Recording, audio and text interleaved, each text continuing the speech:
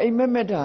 ဘာကြောင့်မက်တာလဲအိမ်မက်မက်တာအကြောင်းမဲ့ဖြစ်တာလားလို့ဆိုလောကမှာအကြောင်းမရှိဘဲနဲ့ဘာတစ်ခုမှမဖြစ်ဘူးအိမ်မက်မက်တာလည်းပဲအကြောင်းရှိတယ်အိမ်မက်မက်ခြင်းရဲ့အကြောင်း၄မျိုးလို့ဒီပါဠိစာပေကျမ်းဂန်မှာတော့ဆိုထားတယ်နံပါတ်1အကြောင်းကတော့ကျမ်းမာရေးအခြေအနေကြောင့်မက်တာလူရဲ့ကျမ်းမာရေးအခြေအနေနဲ့ပတ်သက်ပြီးတော့မက်တယ်ဓာတ်ကြီး၄ပါးပထဝီယာဘောဒေဇောဝါယောဆိုဓာတ်ကြီး၄ပါးအဲ့ဒီဓာတ်ကြီး၄ပါးဟာမညီမမျှဖြစ်ပြီးမငြိမ်မသက်ဖြစ်လှုပ်ရှားလာတဲ့အချိန်အခါမျိုးမှာစိတ်ခံစားမှုတွေပေါ်လာတတ်တယ်တဲ့အိပ်ပျော်နေရင်စိတ်ခံစားမှုတွေပေါ်လာတယ်။ကျမကြီးအခြေအနေရဥမာပဲပထဝီဓာတ်တွေများပြီးတော့ခန္ဓာကိုယ်ကတောင့်တင်းနေတဲ့အခါမျိုးရှိတယ်။အာဘောဓာတ်တွေများပြီးတော့ခန္ဓာကိုယ်ကအေးစိတ်ပြီးတော့အရည်ဓာတ်တွေများလာတဲ့သဘောတွေရှိတယ်။တေဇောဓာတ်တွေများလာလို့ခန္ဓာကိုယ်ကပူလောင်နေတဲ့အနေအထားမျိုးတွေရှိတယ်။ဝါယောဓာတ်တွေများပြီးတော့ခန္ဓာကိုယ်ထဲမှာလေလှုပ်ရှားမှုတွေဖြစ်ပေါ်လာတယ်။အဲ့ဒါလို့ဖြစ်ပေါ်လာတဲ့အခါမှာဖြစ်ပေါ်လာတဲ့ဓာတ်အခြေအနေလွန်ကဲမှုကိုအကြောင်းပြုပြီးတော့အိမ်မက်တွေဟာအမျိုးမျိုးမက်တတ်တယ်ပေါ့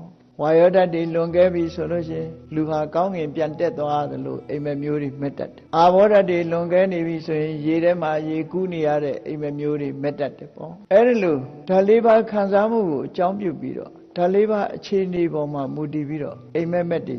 မက်တတ်တယ်ပထဝီဓာတ်တွေလွန်ကဲနေပြီဆိုရင်ရန်သူတွေကလိုက်တာမလှုပ်နိုင်မရှက်နိုင်ဖြစ်နေတာမျိုးတို့ဖားလို့မရတာမျိုးတွေတို့ဒါမျိုးတွေမက်တတ်တယ်ပေါ့အဲ့ဒါလို့စိတ်ထဲမှာဓာတ်၄ပါးခြောက်ခြားပြီးတော့ကျမ်းမာရေးအခြေအနေအထားတစ်ခုကြောင့်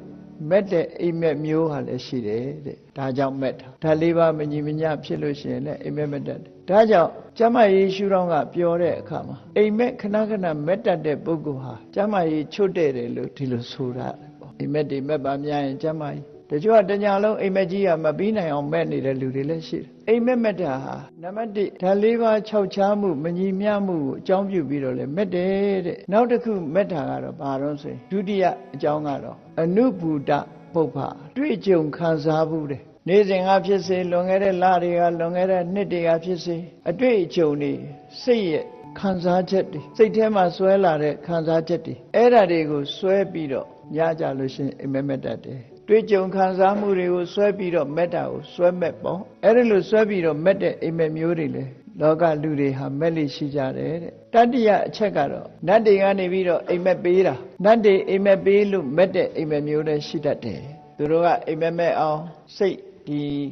ပြတာမျိုးတွေရှိလာတတ်အဲ့ဒါလို့နတ်ပြတဲ့အိမ်မက်မျိုးတွေလည်းပဲလူတွေဟာမက်လိမက်ထရှိကြတယ်တဲ့နောက်၄ခုမြောက်အကြောင်းတရားကတော့ဘာလို့ဆိုရင်ပုပ္ပနမိတ်ဆိုတာမဖြစ်ခင်ကကြိုတင်ပြီးဖြစ်မဲ့အရာတွေကိုဖော်ညွှန်းတဲ့အနေနဲ့နမိတ်ပြတဲ့အနေနဲ့မက်လာတာမျိုးတွေဖြစ်တတ်တယ်ပုပ္ပနမိတ်နောက်ဖြစ်မဲ့အနေထားတစ်ခုဆွဲပြီးတော့မက်လာအဲ့ဒါကကြတော့လူတူတယောက်ရဲ့ကုသိုလ်ကြောင့်သို့မဟုတ်အကုသိုလ်ကြောင့်မက်ထားလည်းဖြစ်နိုင်တယ်လောကသားတွေရဲ့ဆက်ဆက်နေတဲ့ကုသိုလ်အကုသိုလ်ကြောင့်လည်းပဲပုဂ္ဂိုလ်တူတယောက်မှာလာရောက်ပြီးတော့အကြောင်းထင်ဟပ်ပြီးတော့မက်ထားမျိုးတွေလည်းရှိတယ်